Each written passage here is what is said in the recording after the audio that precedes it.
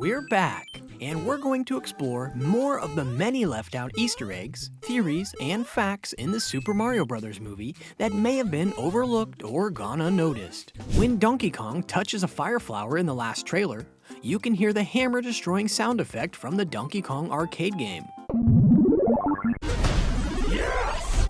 Also in the same scene, when Mario eats a super mushroom, for a split second only his head grows, just like the first sprite between the transformations in the original NES game. Jack Black, who will voice Bowser in the upcoming movie, has hinted that the film will showcase some of Bowser's musical side. Given Black's enthusiasm for performing, as seen in his other projects such as Psychonauts 2, a frozen feeling when my friends pulled me back up. We can't wait to see how he incorporates his love for music into the role. We also made a video about his evolution in voice acting, so be sure to check it out after this video. It's easy to miss, but there's a fascinating detail in the clip about Mario in the training course. Pay attention to the sky. At the beginning of the clip, it's clearly afternoon, but by the time Mario reaches Bullet Bill, the sky has almost turned midnight. However, when he reaches the donut block, you can see the first rays of the morning sun breaking through. It's evident that Mario has been up all night, enduring a grueling course, all of this just to save Luigi. What a wholesome big bro. Good job! Way to go! During the last trailer on the Rainbow Road, when Mario's go-kart gets destroyed, it makes the brick-breaking sound from the original Super Mario Bros. The strategic map shown bears a strong resemblance to previous games in the franchise. We also see Easter eggs like Yoshi's Island, DK Island, and has a pair of islands in the lower right that together resemble a Nintendo 64 controller. This is the first time in non-video game media that Princess Peach is referred to by her English name, rather than her original name, Princess Toadstool.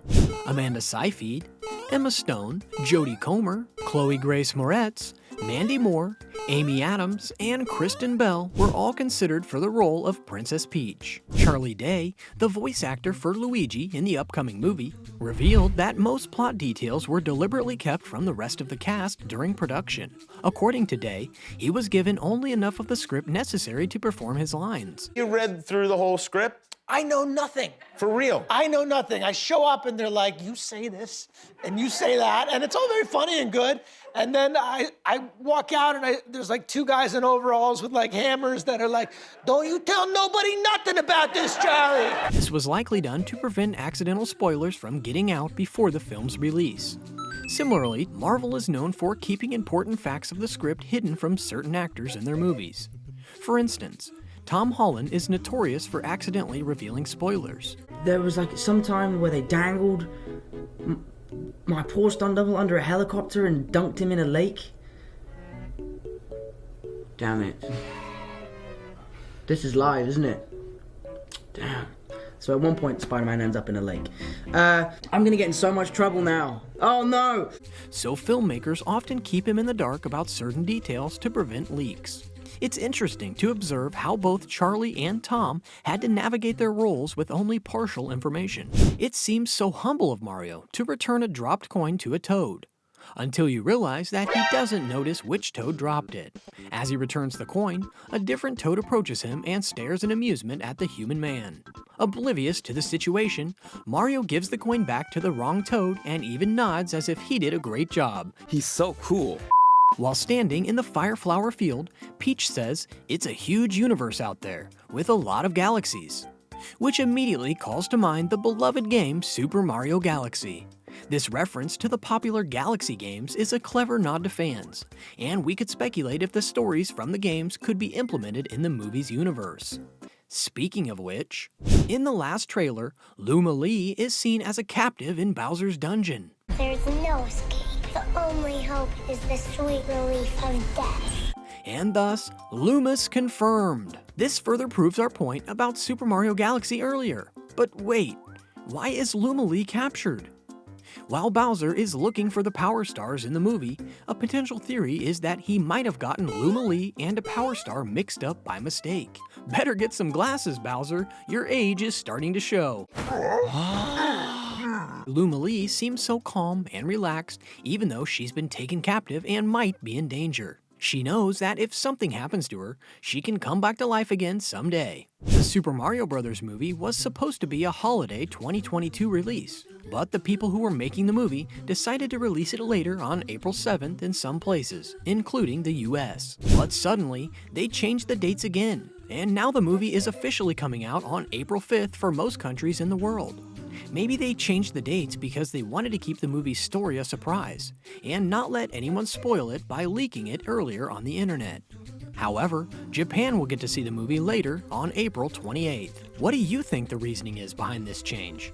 Let us know in the comments below. The building that Luigi enters at the end of the teaser trailer resembles the castles found at the end of levels in Super Mario Bros. And New Super Mario Bros. Games. For the first time ever in the franchise, Donkey Kong gets a fire flower and becomes Fire DK. Radical! During the plumbing commercial, there is a brief shot of a map on a table. A couple of streets and locations shown on it are references to Nintendo itself and its other franchises. Some of them include Link Street, a location written as Punch-Out! Hanafuda Avenue, since Nintendo produced Hanafuda card games for decades before branching into the video game scene, and 189th Street, which could potentially be a hint at 1889 being the year Nintendo was first established. One of the reviews on the website also reveals that Punch-Out! Location is a pizzeria. While the movie maintains the series' colorful, polished art style, the characters and world are given an extra detailed cinematic coat of paint. With smaller eyes, more realistic looking anatomy, and, like in Super Mario Odyssey, more detailed clothing, including laces on his shoes and a collar on his shirt, and hair textures, Mario has a noticeably more detailed and realistic appearance compared to the games. This also applies to Luigi.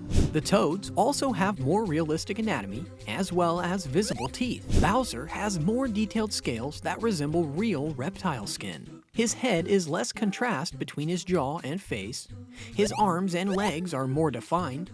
He has more teeth and spikes on his tail, and his proportions are more realistic overall. Bowser's mouth has also been redesigned to allow for more expression, such as closing completely. While the bottom of his shell spikes remain red, they blend in more seamlessly in the movie adaptation. Donkey Kong's head is redesigned to roughly resemble the original 1981 Donkey Kong design. After Mario's cart gets destroyed, he hitches a ride on some other carts and picks up items, similar to Mario Kart Double Dash. So, what did you think of these facts, and how many did you already know from before? Let us know in the comments down below.